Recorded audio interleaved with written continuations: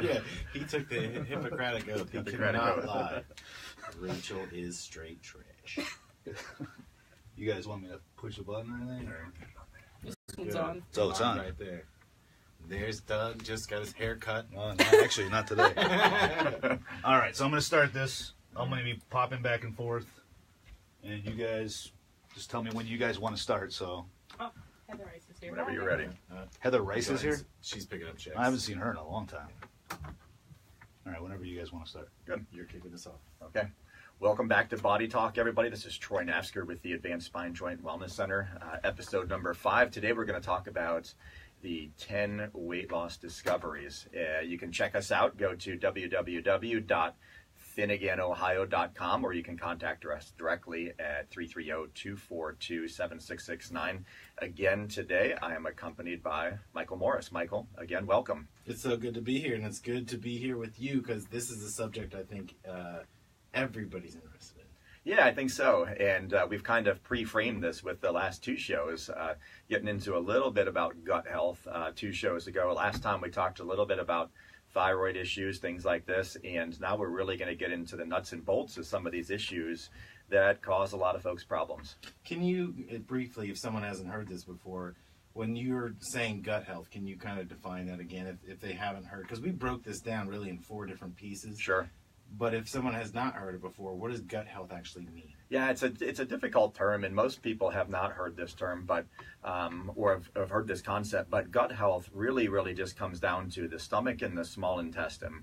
It has to function properly. It has to be able to break down food properly, and it has to be able to absorb food and, most importantly, nutrients properly for our bodies to be able to begin even functioning the way that they're supposed to. So it is kind of a broad term. I'm not sure there's an exact definition, but I think that's the best way I could describe it. Right. Well, it's key because, again, if we're going on show number 5, when you had given us some information to read beforehand, gut health is something I hadn't heard that term, and it's a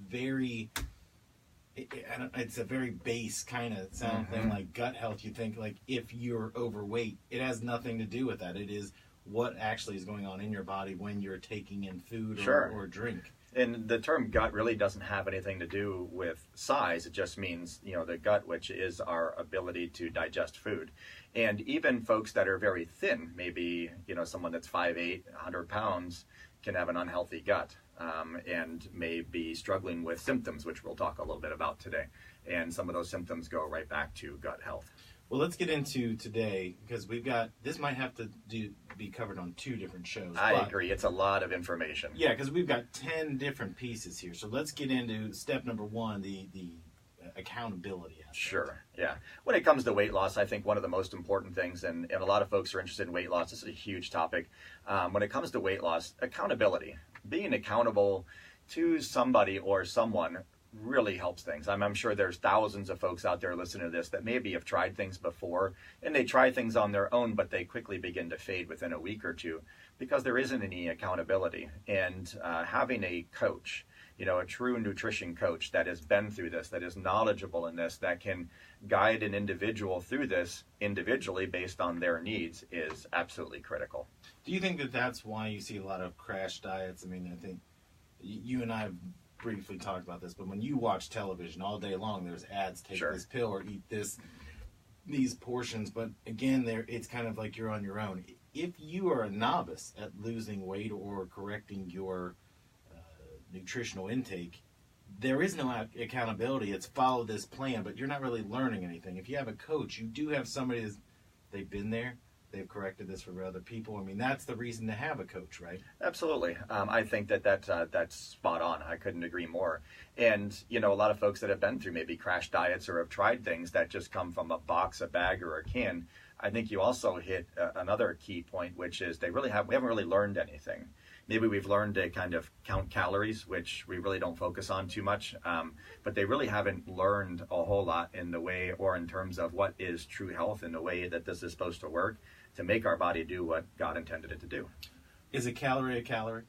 You've heard that term? Yeah, a calorie is a calorie, so it doesn't matter, right? Well, a calorie is a calorie, and I heard someone say it's not about how much you eat as compared to what you eat. Right. And I think that's really important, and that's what this really comes down to: is what are we putting in? that can really cause problems. And a coach that really understands nutrition for what it should be, to make the body perform the way that it should. And I really love the term eat to perform. There's a whole system based on that. But we want to eat to make our body perform the way that it should. There was a guy that played in the NFL that I remember. He was dating a friend of mine, and I remember that what he said was, "I don't eat for taste, I eat for fuel." Sure. And I thought, well, what does that mean?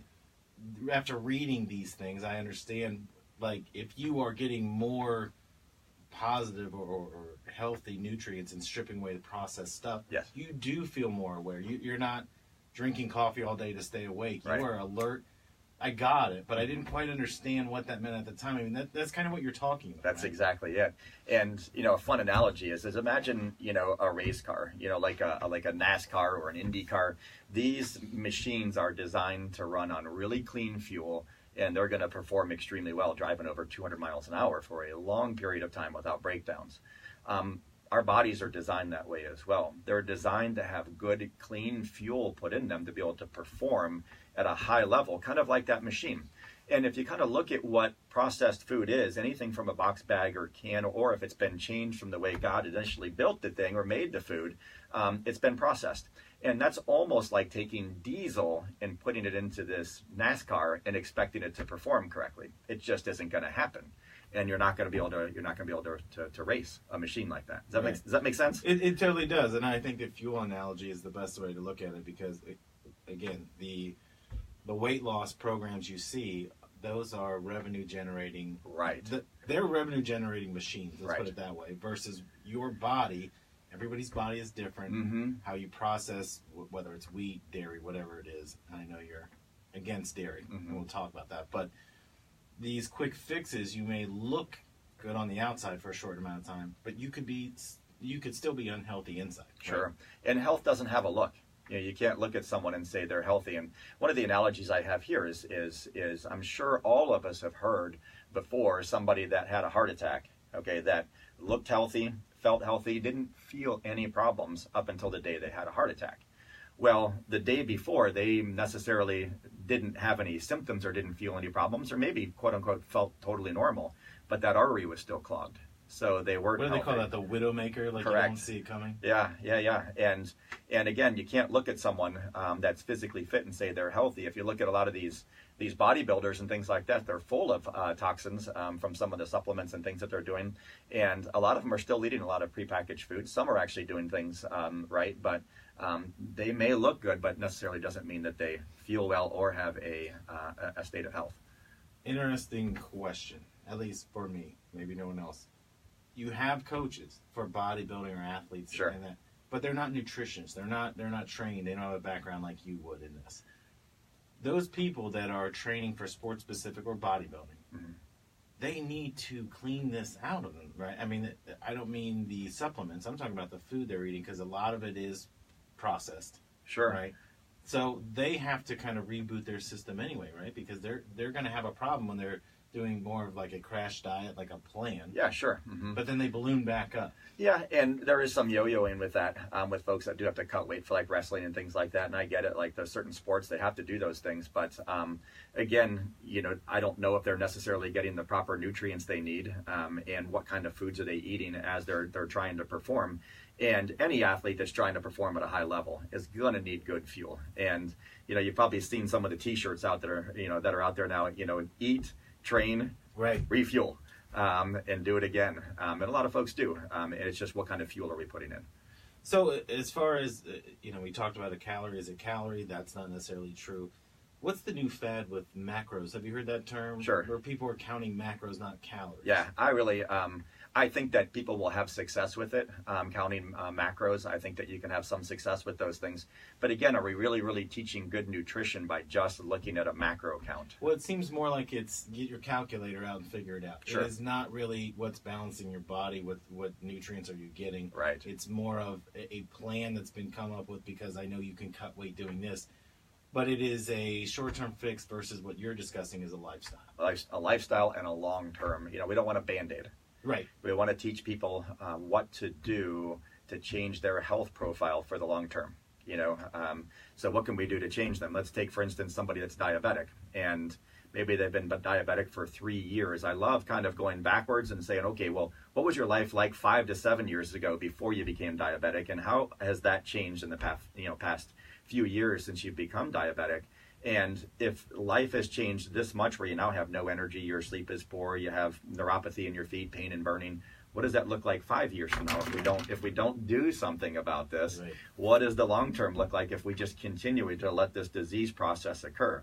We can actually stop that in its tracks and actually begin to reverse a lot of these things with proper eating. And you have, because I think we talked about people that have been diabetics that you've worked with.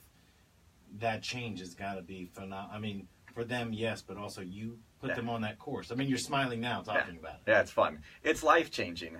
It is absolutely life-changing when you see some of these folks get off of their insulin or get off of whatever medicine it is that they're attempting to get off of.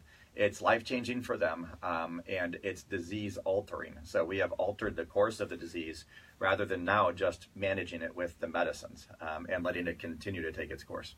Well, again, you said rather than managing. And managing, I think people need to understand, there are a lot of drugs that have side effects, but they will quell kind of some of the other issues you're having, like diabetic medication. It's better to try to rid yourself of diabetes than to take medication and kind of wean off it, right? I mean, sure. You're looking at the optimum health and the optimal results for a body versus we just want to get you through the next 90 days. Or you've got your high school reunion coming up or something like that. Right.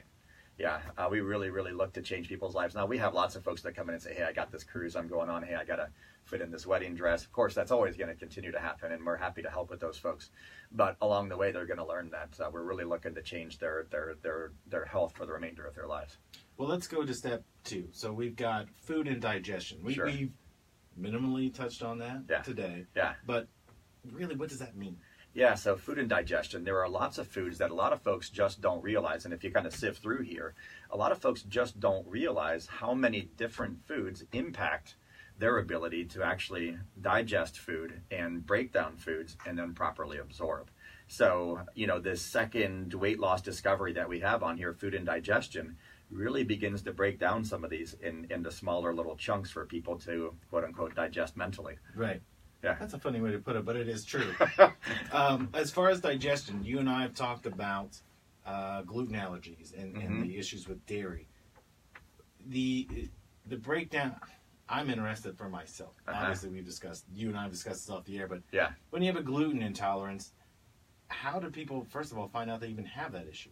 Well, there are tests that can be run for gluten sensitivity. So there are blood tests that can be done. You can also do some testing where you actually do some biopsies, by scoping and doing biopsies. Gastroenterologists will sometimes scope to do biopsies. But there are some blood tests that can be done, or, a good clinician, just historically talking to someone can oftentimes figure it out and spare the blood test and or a potential, minor surgery, but minor is major in my opinion. Any surgery is not recommended. Absolutely, if we can avoid it. Yeah. Right. If there are things that we can pick up on in a patient's history to go, listen, gluten, it's just got to go. Easiest thing to do is just get rid of it. We get rid of it, and for a period of time, if someone comes back 3 weeks later and they go, listen, I got rid of gluten and my energy is off the charts, I no longer feel bloated, and oh, by the way, I've lost 5 pounds too. Right. This is great. Then you go, listen, it's pretty easy to make the diagnosis of a gluten sensitivity at that point and say, let's just stay off. But you would recommend getting rid of gluten to begin with because of the amount of processed. I mean, it's not the bread that you would have gotten 60 years ago. Sure, right. So that you don't really know what's in it. The issue may not be the wheat itself, it may be what else is in it. Sure. And it has to do a lot with the processing. The way that we're making these things now is what's really created gluten to be a big issue. And the way that bread is made, it goes from wheat to bread within hours, rather than the days and weeks that it took to get it there before. And that has dramatically altered the ability of our food to be full of the nutrients that it's designed to have, rather than what we've sped things up to be that we're now missing. I think that's the part where when you see any of these documentaries about how food, like Fed Up, the one with Katie Couric, and you see these things, and I was just watching them as a casual, like, hey, I'm folding laundry, and then you watch this and you end up, your mouth's hanging open like, that's what we're actually eating? Yeah. And, that's the concern, but I think when people are looking at their overall health, again, it's what they look like on the outside. And like you said, you can't look at somebody and say they're healthy. Everything could be wrong inside. But if you correct what's inside, it impacts the outside as well. 100%. All health starts from the inside. So, when we talk with folks, even folks that are just in pain, for that matter, oftentimes, even though folks are in pain, maybe they've been everywhere, they've tried things, sometimes we go right back to gut health, and that fixes someone that's been in pain for a long time, like these folks that struggle with fibromyalgia and these other chronic pain issues, rheumatoid arthritis.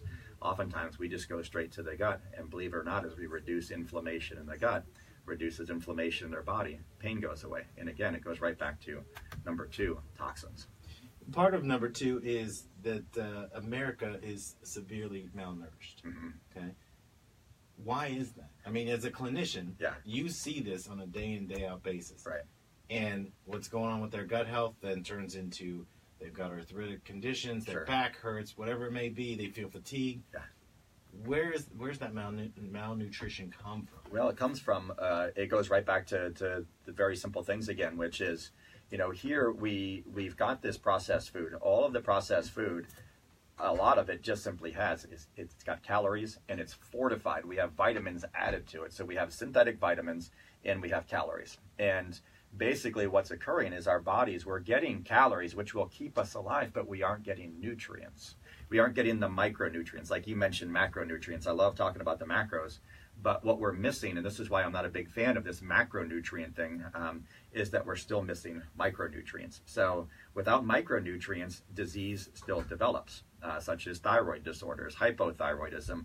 Many folks are, being treated for thyroid issues, and they still don't feel well, and it's actually a micronutrient deficiency. So what's really occurring, the bottom line here with these things in food and digestion, is we're just not getting the micronutrients our body needs to be able to function properly, and we're loading ourselves full of toxins. So, these things that are added to our foods that just aren't designed to be there. Well, even including junk food. I mean, I think junk food is a really lazy term. Yeah. Because now junk food it's not a bag of chips, this is fat-free or whatever. Like, they've kind of taken the stigma, because you knew what junk food was before. Now, when you go to the store, you're like, but this has vitamin C added to it, so it's okay to eat this donut. You know, that kind of thing where when you take the label and change it, you feel like you're eating healthier, but you're not. You're just looking at a label and going, I can absolve myself of the guilt. Yeah, this was really fun. One of my other favorite ones to pick on here in this one, high fructose corn syrup. Okay, extremely pro-inflammatory. This is a terrible, terrible additive to a lot of our foods.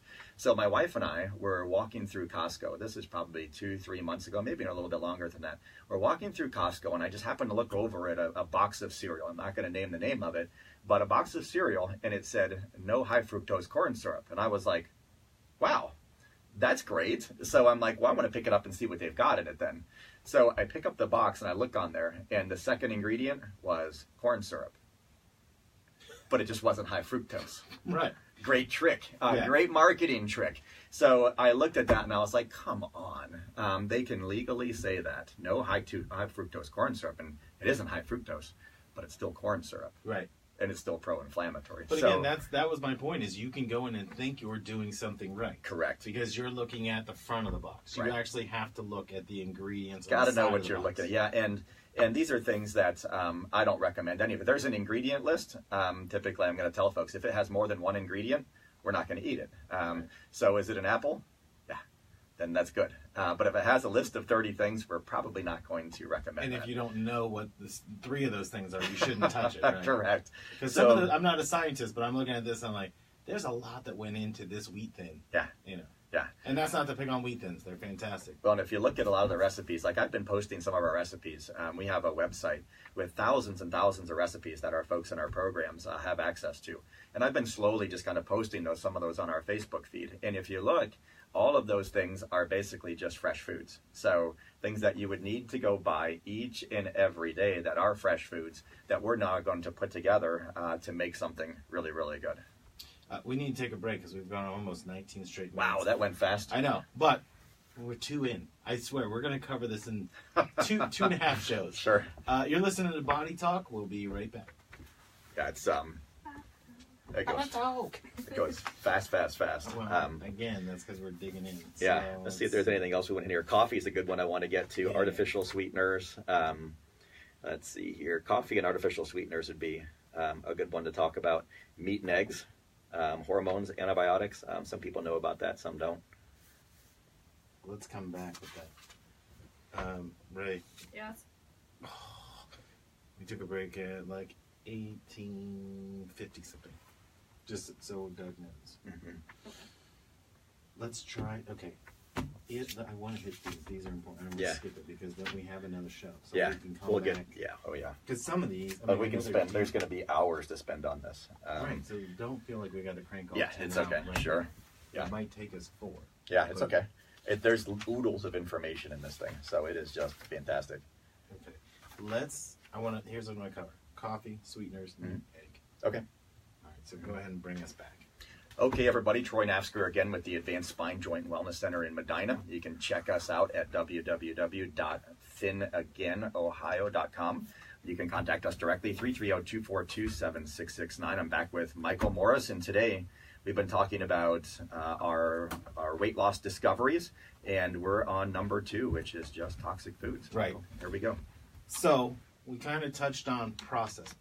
Okay, just strictly gluten processed. Here's my question. Mm-hmm. Coffee. Mm-hmm. What's your opinion on coffee? So coffee, it's another one that's a GI or an irritant to the GI system. So coffee, there are some health benefits to it. There are some good natural antioxidants in it, and there are some things that are beneficial to us. But what happens is most Americans, 2, 3, 4 cups, now we're a pot in, and we've got a problem. And a lot of folks, and maybe this isn't the best way to say it, but a lot of folks will drink coffee and 30 minutes later they're running to the bathroom. Mm. And the reason being is it is a GI irritant. It irritates the GI tract in excess amounts, and it does cause inflammation in the GI tract. It also interacts with our adrenal glands. That caffeine, if we're getting too much of it, can actually cause some adrenal fatigue, which we're going to be talking a couple shows down the road as we get through this and sift through on hormones and what adrenal fatigue can do to limit the ability of someone to lose weight and or have energy and function the way they want to. But coffee is extremely irritating to the GI tract. Is it because of the fatigue it slows down weight loss, right? Because if you're fatigued, your body is not in sync, so it can't really expel the things it has to the right way, but also provide energy, right? Because if I'm expelling something, I'm using my energy, right? Yeah, and fatigue. We'll talk about this one too. Symptoms are another portion of this weight loss report that we have. But symptoms, fatigue is a symptom. So I like to talk about symptoms as like a check engine light in a car. Any kind of symptom you have is like a check engine light in a car saying something's not right. And a lot of folks will just go, well, I'm getting older, so I should be tired. Well, not necessarily. That's like giving up, right? So that's my excuse for not really looking inward and taking care of it. It's fine. I'll just deal with it. Sure. Yeah. And, a lot of folks just adapt to it. They go, well, I'm getting older, I'm tired. I'll just adapt my life to being fatigued. Well, fatigue is a symptom. So if you have fatigue, there's probably a reason for it. And if you don't like it and you want more energy, there are ways to do it naturally. Well, let me ask you, so coffee and sweeteners kind of go hand in hand. If you look at sweeteners, you have, is it stevia, and then you have equal and sweet and low. Mm-hmm. Is it I can tell you as an avid coffee drinker, I don't drink it as much anymore. Yeah. But I was drinking a pot and a half a day because I'd be in my office and just constantly cranking away, and I'm going to burn the midnight oil and do this. What I found more was it wasn't the coffee, it was the sweetener I was putting in there because it became addictive, that sweet flavor over and over. I'm not really drinking coffee anymore. Now I'm just drinking like a glazed donut. You know what I mean? Because you're adding creamer and everything else. Yeah. That is that artificial flavor is what you're craving more than the coffee. Because I think if people just had to drink black coffee, it'd be 1 cup a month would be good enough. Yeah. And it's funny, the sugars or the artificial sweeteners that we put in there, and sugar for that matter, sugar's unbelievably highly addictive. There's a really fun study on sugar. And comparing sugar to cocaine, and they got these rats hooked on both cocaine and sugar, and trying to get them off, they were actually more addicted to sugar than they were cocaine. So it's a highly addictive substance. But sugar is pro-inflammatory, as are all of the 0-calorie sweeteners. And a lot of folks that come in and want to lose weight, it's one of the first things I take away from them. Is the artificial or the sugar? The artificial and the sugar. And most of them are already drinking these 0-calorie drinks, which are no more beneficial than if they were drinking something with sugar in it. But the chemical is harder for your body because it's a chemical to break down, correct? So that causes gut inflammation because it's not your body doesn't really know what to do with it. It's not a sugar, it's not a naturally occurring substance, right? Right. It's not naturally occurring, and it is a chemical. So if you really think about it, we are putting a chemical into our body that's not designed to be there. And it was designed, it was manufacturer engineered to be like sugar, but just with no calories. And, aspartame, neotame, sucralose, all of these things are chemicals that are extremely irritating to the GI system, but they also stimulate insulin production. So we're making ourselves fat storers by using these artificial sweeteners. And it also causes things like acid reflux, right? Because, you always say this, and I say this when I'm not with you, when people are like, oh, I don't feel so well. I'm like, how's your gut? It's all gut health, right? It is. So if I'm putting this chemical in, the body is saying I don't know what to do with it, so it's got to go out one way or the other, right? So it's causing that acid reflux to build up, and then people are taking Nexium or all that to quell the issue now, not to solve the overall problem. Yeah, it certainly contributes to the issue. And one of my favorites to treat when it comes down to gut health is acid reflux. And that was my personal testimonial. I think we talked about. That's right. Yeah, that brought me in to learn about gut health. And a chiropractor who was actually, smugly smiled and fixed me of reflux for years just by taking away some of the things I was doing nutritionally and modifying those. And I've never had it since. I just think it's amazing the little things, the little tweaks you can make. Because again, if you get rid of the artificial sweetener and your gut health gets better, you're going to lose weight because you're not storing that. Correct. Right? So and you're not getting sick from it. Yeah. But those are things that you're not taught. I mean, in this society, it is 0-calorie or low calorie. That doesn't necessarily mean it's beneficial. Right. And you know what? We're not taught that. But you know what else is funny as well is our medical providers also are not taught this. As a PA, a physician assistant, I got zero education on nutrition through school. And that's also the same with everybody's doctor out there. So your medical doctor and your doctor of osteopath, they have zero nutrition training through school. So this is not something that we're trained well on. And it's not something we're well educated on. And you're starting to see this trend in healthcare where doctors are actually becoming very frustrated just by prescribing because we really don't feel as if we're changing anybody's disease progression. You're not going to believe this, but we've run out of time for today. Already. So, we are going to address this in a second show, which you can watch on Facebook. Why don't you tell them how they can... Yeah, we're on Facebook Live right now. This will post to our feed. You can just go on Facebook. You can search Advanced Spine, Joint, and Wellness. Also on YouTube. Also on YouTube, correct. It'll go on YouTube. And again, you can just go to YouTube and search Advanced Spine, Joint, and Wellness. I do post these over to Google, so they are in Google as well. You can just go Google Body Talk, and it shows right up on a Google search. And you'll also find it on Twitter. So you can find us on Twitter, Advanced Spine, Joint, Wellness. Well, why don't you sign off? If people are still watching on Facebook, we're going to go to part 2. Part 2. This is Troy Naftzger with Body Talk. Again, you can find us, www.thinagainohio.com, or contact us directly, 330-242-7669, and we'll carry on next time. And we'll see you then.